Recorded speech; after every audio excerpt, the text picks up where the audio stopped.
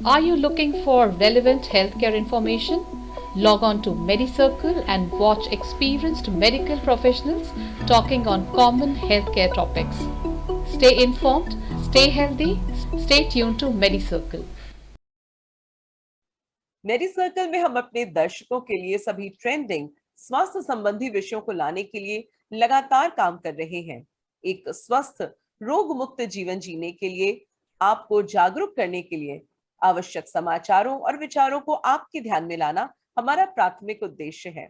इस संबंध में हमारी मदद करने के लिए हम देश भर के प्रतिष्ठित और विशेषज्ञ डॉक्टर्स के साथ जुड़ते हैं। डॉक्टर स्पीक में आज हम बात करने जा रहे हैं मधुमेह की समस्या और इससे निपटने में आपकी मदद करने के तरीकों के बारे में। नमस्कार, मैं हूं अपराजिता मेहरा और आप देख रहे हैं Medi Circle. Today on our diabetes awareness series we have doctor Abhishek Dikshit with us. Doctor Abhishek Dikshit Kanpur के बेस्ट होम्योपैथिक डॉक्टर्स में से एक हैं। आपको इस क्षेत्र में 10 से अधिक वर्षों का अनुभव है। आपने बैचलर ऑफ होम्योपैथिक मेडिसिन और surgery, diploma in diet and nutrition, certificate in food and nutrition आदि एजुकेशन ली है। आपके एक्सपर्टीज के क्षेत्र हैं headache management, skin disease treatment, migraine treatment, allergy treatment और इसी प्रकार के विभिन्न बीमारियां। वर्तमान में आप कानपुर के बर्रा में सौभाग्य मल्टी स्पेशलिटी होम्यो सेंटर में प्रैक्टिस कर रहे हैं। आपका मेडी सर्कल में स्वागत है डॉक्टर अभिषेक दीक्षित। कैसे हैं सर? अपने इंटरव्यू को शुरुआत करती हूँ और आपसे सबसे पहली चीज जो मैं पूछना चाहूंगी वो ये है कि अमूमन ये माना जाता है होम्योपैथी अपने आप में काफी सुरक्षित एक मेडिसिन का जरिया है। लोग काफी सेफ फील करते हैं और सोचते हैं कि इसके साइड इफेक्ट्स काफी कम होते हैं। तो ऐसे में डायबिटीज की आज हम बात कर रहे हैं, डायबिटीज यानी मधुमेह की। तो डायबिटीज पेशेंट्स के लिए होम्योपैथिक ट्रीटमेंट कितना सुरक्षित है, कृपया इससे हमारी बातचीत हम शुरू करते हैं। आप इसके बारे में जानकारी दें डॉक्टर। से डायबिटीज पेशेंट के लिए होम्योपैथी पूरी तरह से सुरक्षित और बहुत ही असरकारी पद्धति है।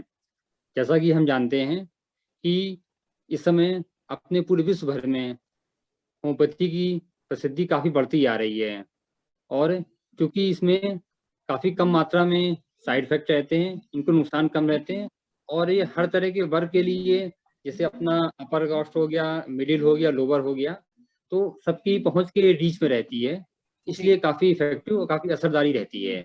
बिल्कुल। तो मेरे ख्याल से आपका ये मानना है कि होम्योपैथिक ट्रीटमेंट डायबिटीज के पेशेंट्स के लिए भी असरदार है और सुरक्षित भी है। हाँ, निश्चित रूप से। सर, मेरा अगला प्रश्न है कि होम्योपैथी में डायबिटीज के लिए ट्रीटमेंट क्या होता है? तो देखिए, जैसे कि होम्योपैथी के बारे में हम सब लोग जानते हैं, इसमें पेशेंट के जो लक्षण होते हैं, सिम्टम्स होते हैं, हम लोग उनको लेकर के उसके अकॉर्डिंग उसका ट्रीटमेंट करते हैं।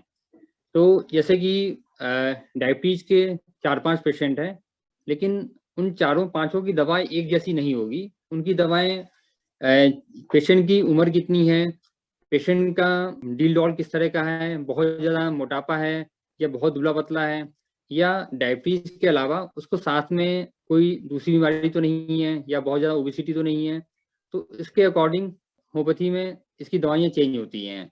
और जैसा कि नॉर्मल जो हम लोग डायबिटीज के लिए जांच कराते हैं, उसमें सबसे पहले मेन तो ब्लड शुगर लेवल हो गया।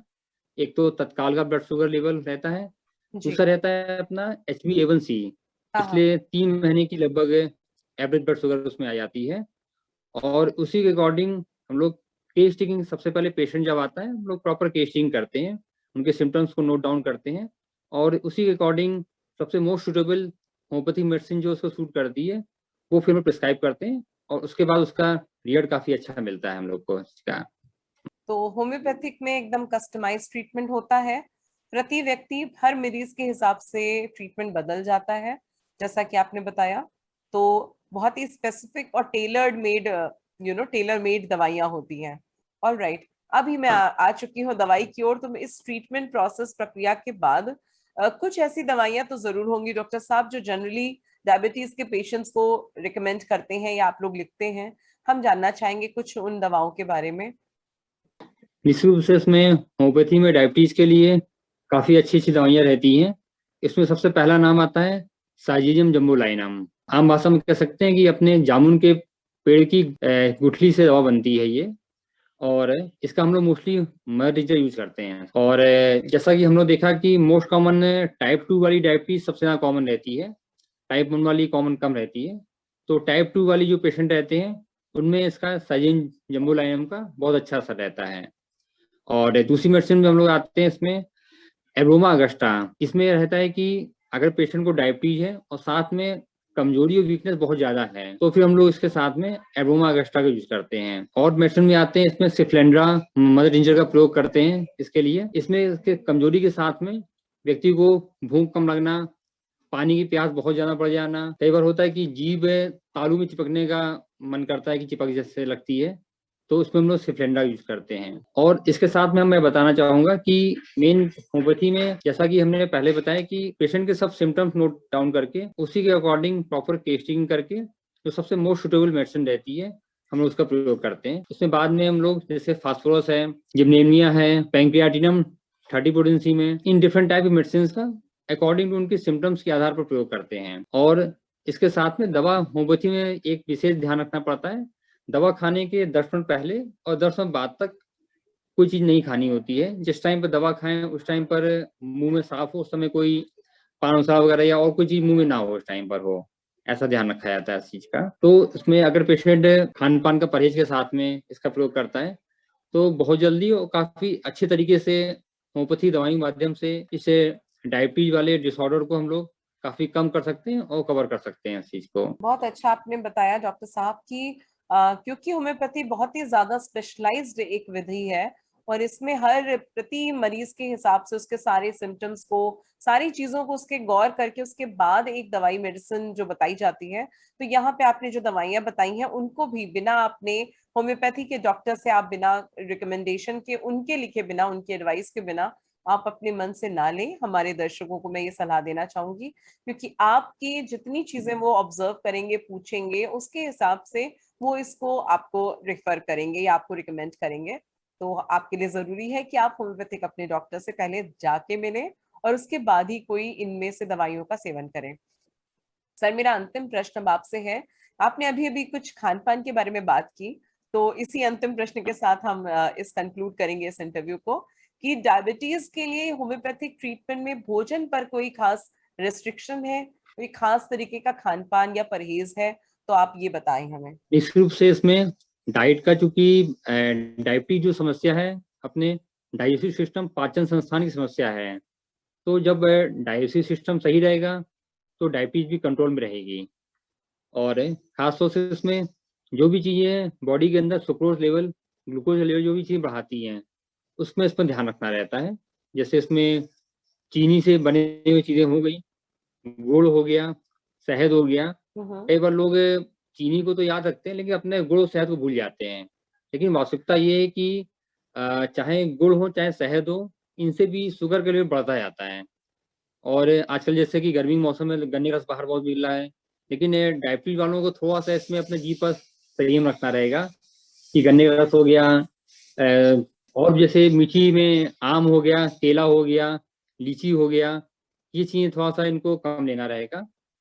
और इसके साथ में इसके ऊपर चिंता, तनाव और स्ट्रेस का बहुत बड़ा असर पड़ता है अपना। अगर निश्चित रूप से रेगुलर रूप से हम लोग पेशेंट को सही तरीके से प्राणायाम करने को बताते हैं, इसमें कुछ योगासन का भी तरीका रहता है, इसके साथ में फायदा करता है। और जो दवाइयाँ रहती है डॉक्टर से बिना पूछे उसकी डोज चेंज ना करें, उसकी जो डोज बताई गई है उसको उसी समय से लें। और जब डॉक्टर साहब ने दोबारा जब बुलाया है तो वापस उनसे फिर कंसल्ट करके कोई अगर दवा की डोज कम करनी है, बढ़ानी है, चेंज करनी है तो डॉक्टर से मिल करके ही करें उस चीज को, अपने मन से उसमें घटाना बढ़ाना करें। और बीच बीच में HbA1c जो 3 महीने की एवरेज ब्लड शुगर है वो लगभग 3-4 महीने पे एक बार चेक कराते रहना चाहिए। लगभग उसका 6.5-7 के आसपास का लेवल है तो काम चल जाता है, लेकिन अगर 7 से ज्यादा हो रहा है तो दिक्कत की बात रहती है। तो वो चीज होनी चाहिए और थोड़ा सा जीभ पर संयम रख के हम लोग काम करेंगे तो निश्चित रूप से इसमें बहुत जल्दी हम लोग को मधुमेह डायबिटीज ऊपर विजय प्राप्त होगी। बहुत बहुत धन्यवाद डॉक्टर साहब। बहुत अच्छी बात आपने कही कि संयम तो यूं भी जीवन का एक मूल मंत्र होना चाहिए। जीवन के हर क्षेत्र में अगर हम संयम के साथ रहते हैं, एक दिनचर्या बना करके, एक प्रॉपर बैलेंस तरीके से खान पान से लेकर जिंदगी को जीने का तरीका अपनाते हैं, तो जरूर हर चीज में विजय प्राप्त होती है हमें। तो बहुत अच्छा लगा डॉक्टर साहब आज आप हमसे जुड़े और हमारे इस शो पर आए, तो मेडिसर्कल की टीम की ओर से मैं आपको धन्यवाद देना चाहती हूँ। It was really a pleasure having you today. Thank you so much. नमस्कार।